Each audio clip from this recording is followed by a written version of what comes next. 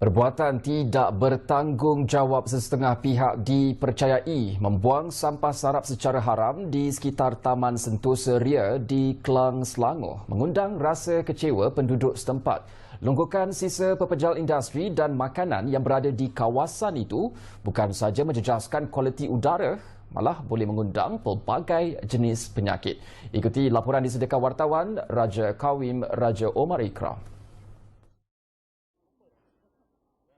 Beberapa penduduk yang ditemui memaklumkan aktiviti pembuangan sampah sarap yang dilakukan sejak sekian lama telah menimbulkan kerisauan banyak pihak, terutamanya mereka yang tinggal di sekitar kawasan terbabit.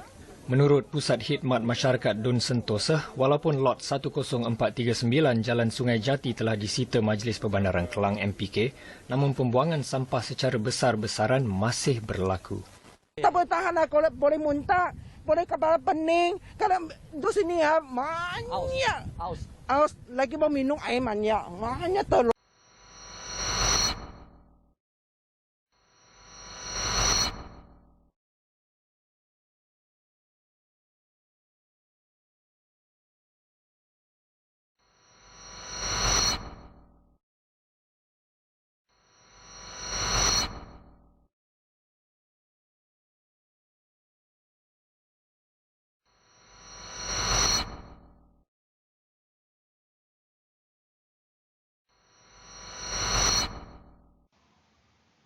Assalamualaikum and very good afternoon to Dr. Erin Ibrahim and also my fellow friends.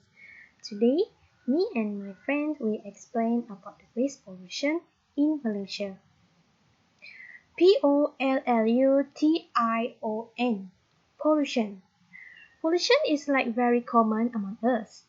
Almost every year cases of environmental pollution are recorded around the world, especially for the air pollution, waste pollution, and also the water pollution, and it's become a global problem. Pollution is the introduction of harmful material into the environment. These harmful materials are called pollutants. Pollutants also can be created by human activity such as trash or runoff produced by factories. It damages the quality of air, water, and land. But do you guys know? Simple things such as light, sound, and temperature also can be considered as pollutant when it introduced artificially into the environment. Based on the statistic, there are 5 countries with the most pollution, which Afghanistan at the top of most pollution country with 93.47%, followed by Mongolia 92.03%, Myanmar with 91.58%, Lebanon with 88.91%, and lastly Ghana with 88.51%. However, lately there are many cases or issues regarding the waste pollution, as we can see through video just now, which around the world, especially in Malaysia. According to Berita Harian News, Malaysia are estimated to produce about 37,890 tons of waste per day, and the rising number of waste due to the huge population of people every day. According to World Health Organization, which is WHO, the total amount of waste generated by healthcare activity, which about 85%, is general, which is non-hazardous waste. The remaining 15% is considered by hazardous material that may be infectious, toxic, or radioactive.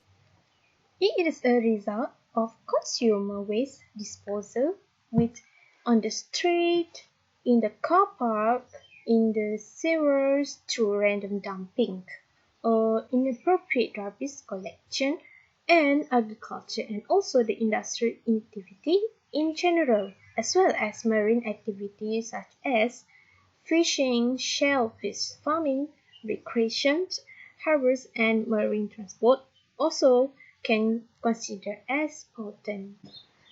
Before we go further, we need to understand what is waste pollution. Pollution is defined as anything that makes an environment harmful or unpleasant for living organisms. And waste is created by all life forms. However, humans, due to sheer number and our modern, industrialized lifestyles have created more waste than nature can cope, and it becomes waste pollution is the underproduct that throw away to the inappropriate place which contribute to the harmful environment. There are two types of waste, which is hazardous waste and non-hazardous waste. Hazardous waste is waste that is dangerous to people, animal, and environment.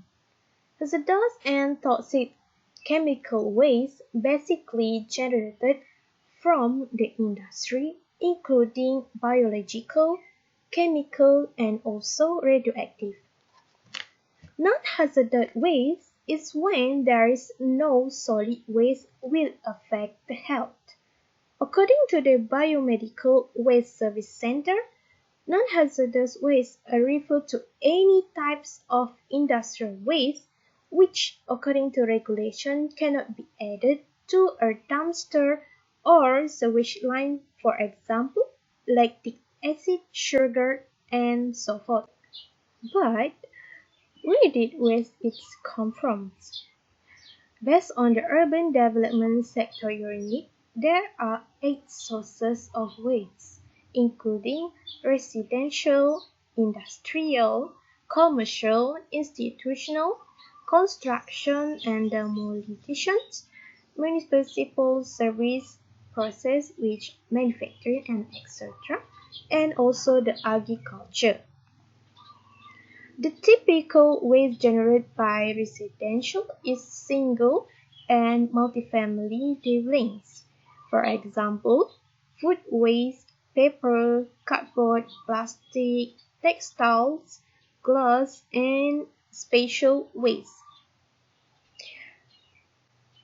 Industrial waste generated from the light and heavy manufacturing, fabrication, construction sites, power and chemical plants which produce the waste of housekeeping waste, packaging, food waste, construction and demolition, material hazardous waste, ashes and spatial waste.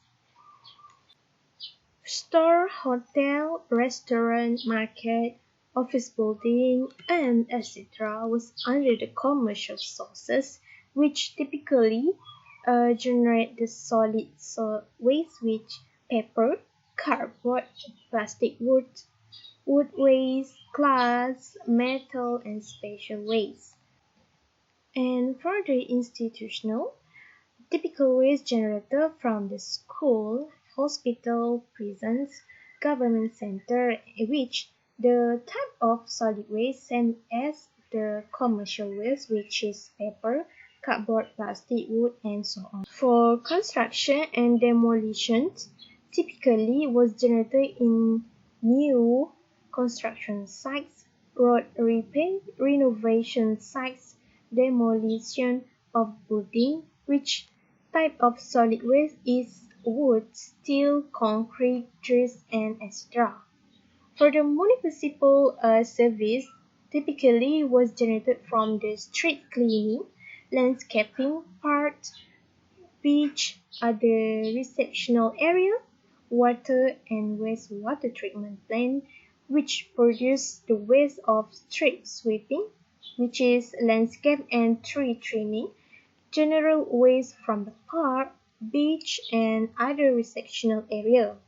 And for the process, which is manufacturing, typical waste generator is from the heavy and light manufacturing, refineries, chemical plant, power plant, mineral extraction, and also processing. The type of solid waste is industrial process waste, scrap material, of specification product, slate and tailing. And lastly is agriculture, which the typical waste generator from the crops, orchard, vineyards, dairies, feedlot, and also the farms. Which type of solid waste is sport food waste, agricultural waste, hazardous waste, and etc. Next, we move to the Muhammad Yusufi Samsudin, and he will explain about the factor of waste pollution in Malaysia, also the impact of waste pollution in Malaysia. Assalamualaikum and hi, my name is Muhammad Yusufi Shamsuddin bin Muhammad Sofyan and I am from BA 2415B. Now, let's take a look to the factors that influencing waste pollution in Malaysia. The first factor is it is cheaper to dump than recycle. An expert in solid and hazardous waste management at University Malaya Science Faculty, Professor Dr. P. Agamutu says a combination of reasons led to dumping. Some types of waste are very expensive to recycle, or there is no technology for recycling it, especially chemical waste. As for construction waste, it is bulky and costly to throw into a landfill and hence the easy way out is into dump illegally. He says at recent interview. Similarly, cost is also one of the reasons why foreign waste has been arriving on our shores in increasing amounts. The Asian Nikkei review reported that disposing of plastic bottles in China cost around 822 ringgit, compared with 2,000 ringgit in developed economies. It is simply cheaper to send plastic waste to developing countries than process it within. The second factor is there is no more room. The thing is, the illegal dumping of waste, whether imported or local, and the toxins emitted during indiscriminate burning are not our only problems. Even waste that is correctly disposed of in landfills is becoming an issue now, because Malaysia's landfills, the legal properly managed one, anyway, are already nearly full. We simply generate too much waste ourselves, while the imported waste just exacerbates problem. Recent studies show that 11% of the 38,000 of waste generated in Malaysia daily comprises diapers alone. Imagine, more than 4,000 tons of diapers generated and thrown away daily. It doesn't help matters that tipping or waste disposal fees have remained unchanged. They are as low as 10 ringgit for dump sites and 40 ringgit per ton at sanitary landfills. Next is the attitude. While in fact a recent EU government poll showed that Malaysians continue to lap up plastic straws, 1 in 5 respondents use at least one daily, and 1 in 10 admitted to using straws several times a day. But increasing the recycling rate isn't enough. The country urgently needs proper waste management facilities and infrastructure. The infrastructure would include everything from the collection of waste from bins to collection vehicles or compactors, transfer stations, material recovery facilities, or recycling plants, composting plants, anaerobic digesters, waste-to-energy plants, and sanitary landfills. Appropriate policies and regulations must be established. Now, let's take a look to the impact of waste pollution in Malaysia. The first impact is soil contamination. Ideally, we would like our plastic, glass, metal, and paper waste to end up at recycling facility. It then returns to us as a renewable product. But the reality is entirely different. Contamination occurs by spilling and burying hazardous components in soil. So we need to be watchful of how we process petroleum, hydrocarbons, solvents, pesticides, heavy metals, and lead. Soil pollution can have a number of harmful effects on ecosystems and human, plants, and animals' health. The harmful effects of soil pollution may come from direct contact with polluted soil or from contact with other resources, such as water or food, which has been grown on or come in direct contact with the polluted soil. Soil pollution can also cause neuromuscular blockage as well as depression of a central nervous system, headache, nausea, fatigue, eye irritation, and skin rash. Soil does not need to be highly contaminated to be harmful to humans. Soil that is not significantly polluted may still harm humans directly through bioaccumulation, which according to pollution issues occurs when plants are grown in lightly polluted soil, which continuously absorb molecules of the pollutants. Next is water contamination. Water is an excellent solvent. It can contain numerous dissolved chemicals. As a result, while moving through, water picks up pollution along the way. It often has dissolved substances like various chemicals and gases. Rainfall easily mixes to toxic liquid substances and seeps into the water streams to end up in nearby water bodies. Thus, the neighborhood fountain, pond, lake, or even drinking water taps are susceptible to the dangers of contamination. In addition, here are some of the other consequences like destruction of biodiversity. Water pollution depletes aquatic ecosystems and triggers unbridled proliferation of phytoplankton in lakes. After that, contamination of the food chain. Fishing in polluted waters and the use of wastewater for livestock farming and agriculture can introduce toxins into foods which are harmful to our health when eaten. Furthermore, it will lead to lack of potable water.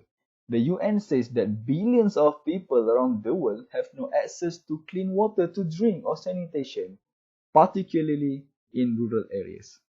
Lastly, it will bring to disease. The WHO estimates that about 2 billion people have no option but to drink water contaminated by excrement, exposing them to disease such as cholera, hepatitis A, and dysentery. According to UN, diarrheal disease linked to lack of hygiene causes the deaths of about 1,000 children a day worldwide. Lastly, the impact is it is harmful towards animal and marine life. Despite strict measures to stop it, we keep seeing the continual dumping of garbage, raw or untreated sewage. Any animal or marine life coming in contact gets impacted in the worst of ways. The inevitable formation of algal bloom and clusters contaminates and eventually suffocates marine life such as coral and fish. As discussed comprehensively by Conservation International, we have seen how consumption of fishing lines, cigarette butts, plastic bottles, and styrofoam can kill millions of marine lives each year. According to the UN, at least 800 species worldwide are affected by marine debris, and as much as 80% of that litter in plastics.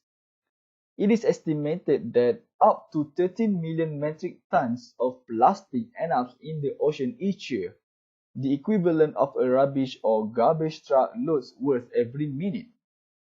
Fish, seabirds, sea turtles, and marine mammals can become entangled in or ingest plastic debris, causing suffocation, starvation, and drowning. Humans are not immune to this threat.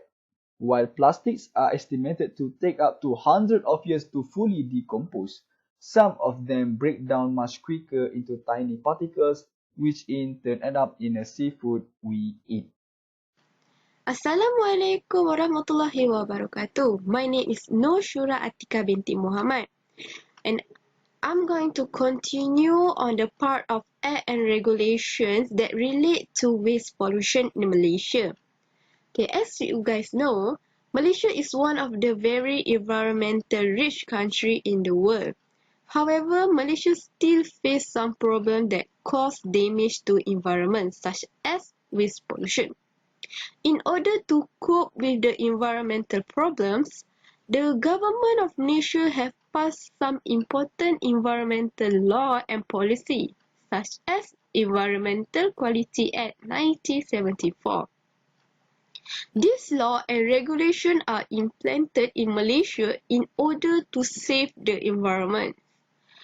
So let us go and see through the first act that was implemented in Malaysia. The first one is Environmental Quality Act 1974. Environmental Quality Act 1974 is an act relating to prevention, abatement, control of pollution and enhancement of the environment. This act entered into force on 15 April 1975. Environmental Quality Act 1974 are used as a guide to any issue that related to environment. However, since Sungai Kim Kim accident, the government aimed to replace the Environmental Quality Act 1974 with new act which will force on greater enforcement power as well as a rigid punishment to those person who cause pollution to the environment. Next, let us focus on the Department of Environmental Malaysia. Malaysia is one of the countries that focus on environment health. However, as the time goes, environment in Malaysia face some problem due to urban development. In order to handle this problem, the government of Malaysia established Department of Environment. Department of Environment was originally created as Environment Division under the Ministry of Local Government and Inventory on 15 April 1975. Based on the importance of environmental protection and conservation, the Environment Division have been upgraded to the Department of Environment on the 1st September 1983. The establishment of the Department of Environment is based on the Environmental Quality Act 1975. The main purpose of this department is to prevent, eliminate, control pollution and improve the government along with the purpose of Environmental Quality Act 1975. Departments of Environment Vision is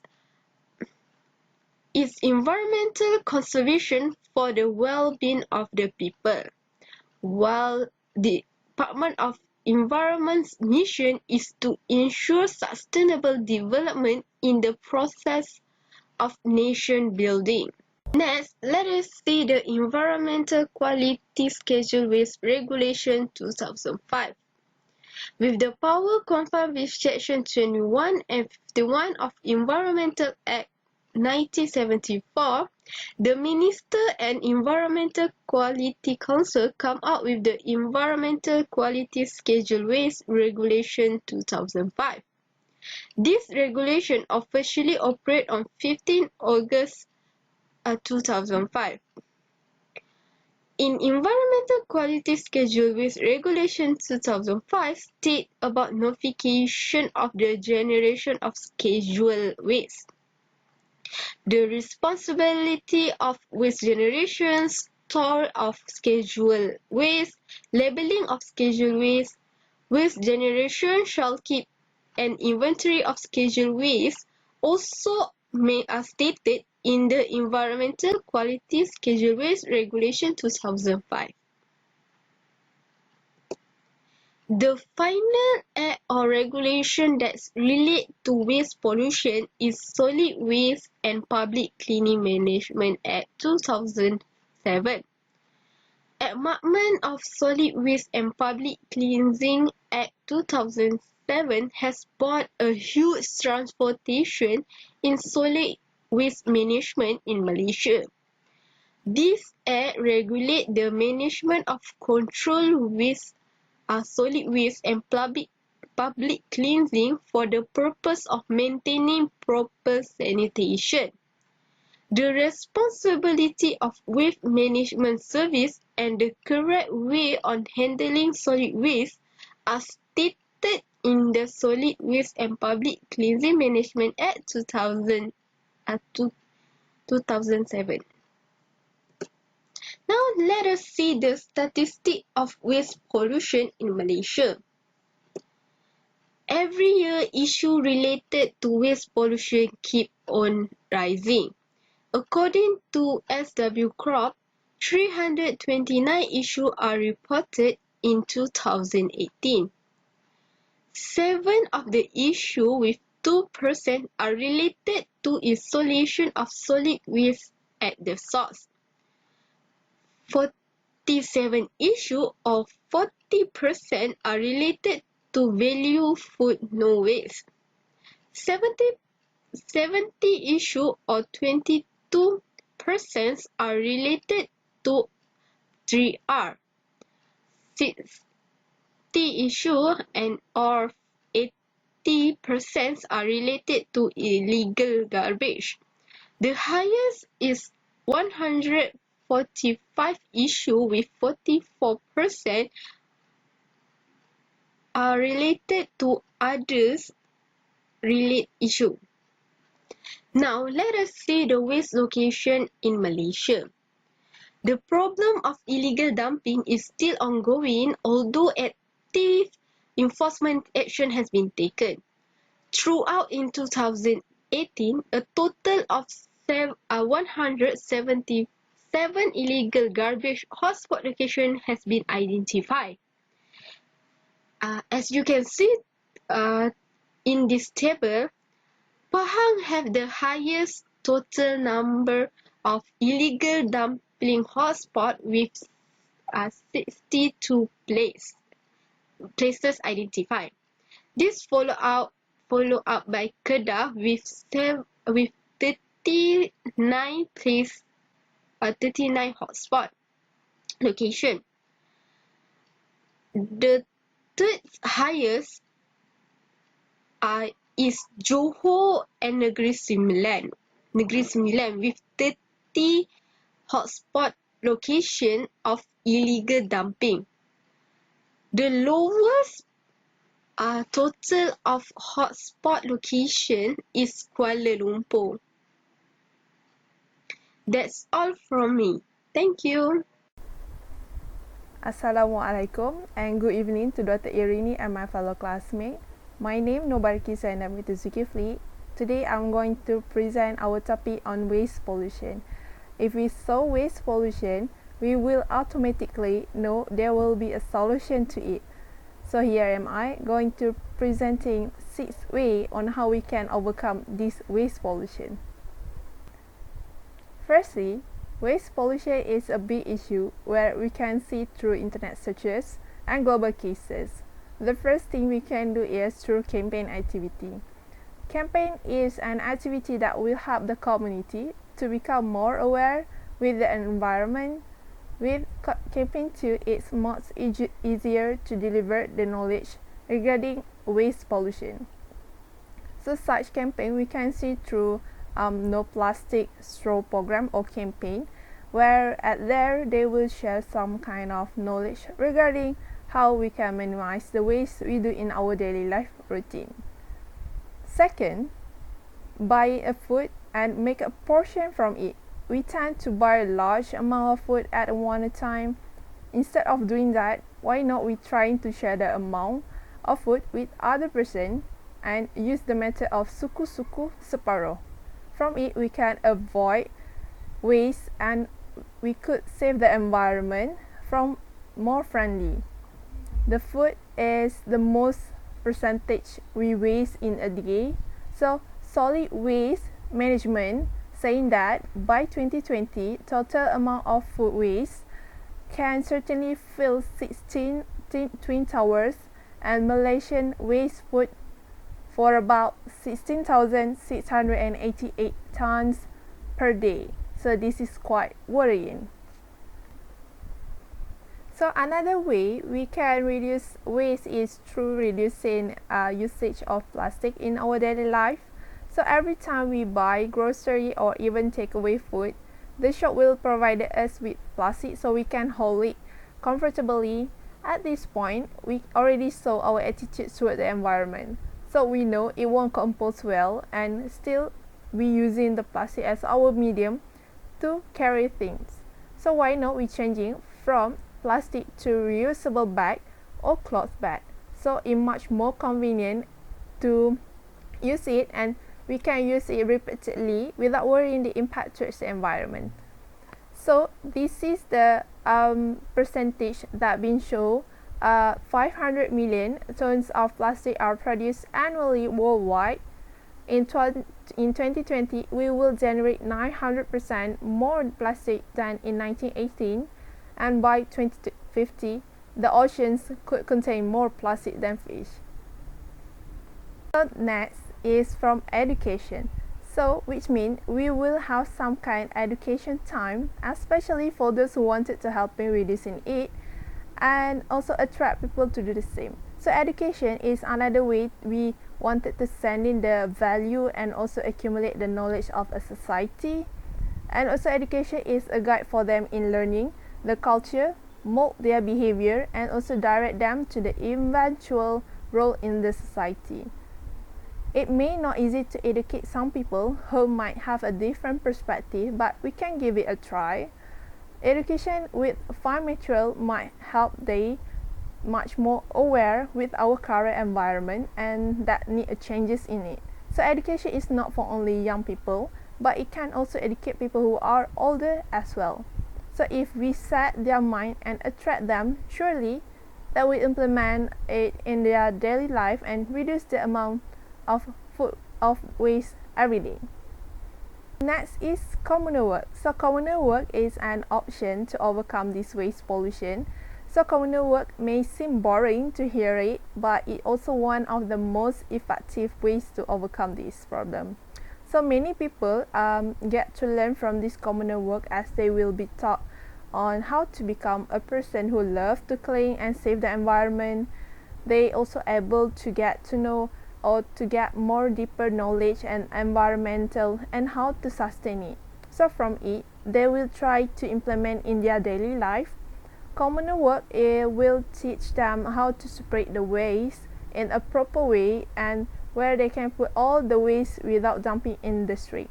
Sometimes with communal work, too, we able to helping other people even the task is smaller, and it also make a difference to the life of individual, animal, and also the organization. So next is use as a compost. So if we have a leftover of organic food in our fridge and it start to rotten, instead of throwing it away into the dustbin, why not we use it as a compost? So it could help more to save the environment, as the compost pile will make sure that the soil increase water retention, decrease erosion, and also keeps organic materials out of landfills. It is a good way when we use decompost. It is not only help to retain everything neutral on the earth, but it could help our pollution in low level. If there are ashes in the fireplace, do not throw it away, as the ashes can be combined as a compost that will give nutrients back to the plants. So it is a waste if we throw it away when all the organic product can be used back as the natural compost. So this is the method that we can use to overcome this waste pollution from getting worse, and surely it will help a lot to us to manage our own waste, so it will be not affecting the environment. So in conclusion, waste pollution is a common issue that being faced by people, organizations, and society all around the world. So waste pollution is a serious problem if we do not do anything to prevent it from becoming worse. This is our world, and this is the environment we need to preserve for future generations and let them to become someone who know how to take care of the environment from getting worse. So that's all from us. Thank you.